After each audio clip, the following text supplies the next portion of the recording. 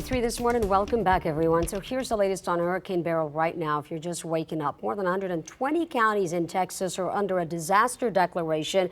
Even before the hurricane made landfall, Lieutenant Governor Dan Patrick made that announcement in preparation. Yeah, there were evacuation orders throughout the weekend, warning folks along the coast to get to a more safe location. I want to check in with meteorologist Paul Medelis, who's on the western side of Beryl at Port Lavaca.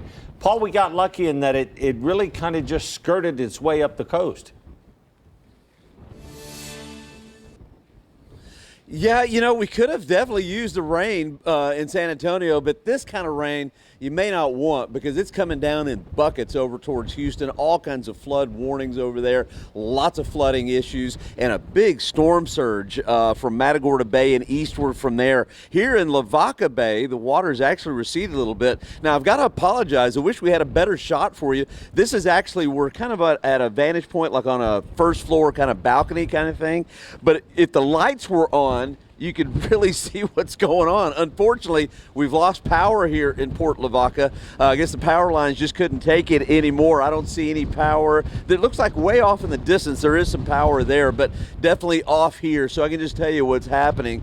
The bay, since we've got a flow out of the north now, we're on the cleaner side of this hurricane. Winds here, I would approximate tropical storm force. Every once in a while we'll get a gust to about 50. The rain is really coming and going right now. It's hardly raining at all at this second. And I suspect that over the next couple of hours, that's probably going to be the case. We'll see less and less rain, and also the winds will stay up, but the winds will start to die down as well. Big difference eastward Bay City, and then eastward from there, they've got all kinds of issues. Here, it's just wet and it is windy, and now we're without power, which usually happens with a landfalling hurricane here in Port Lavaca. I can tell you that a lot of folks, they rode out the hurricane here in Port Lavaca. I talked to some folks in Port O'Connor yesterday, and they said that they were riding it out as well. And a lot of boarding going on yesterday. Folks really hunkering down.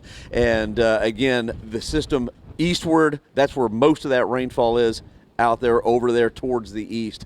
And here in Port Lavaca, it's just windy, going to stay windy, and also we're going to have some rain from time to time.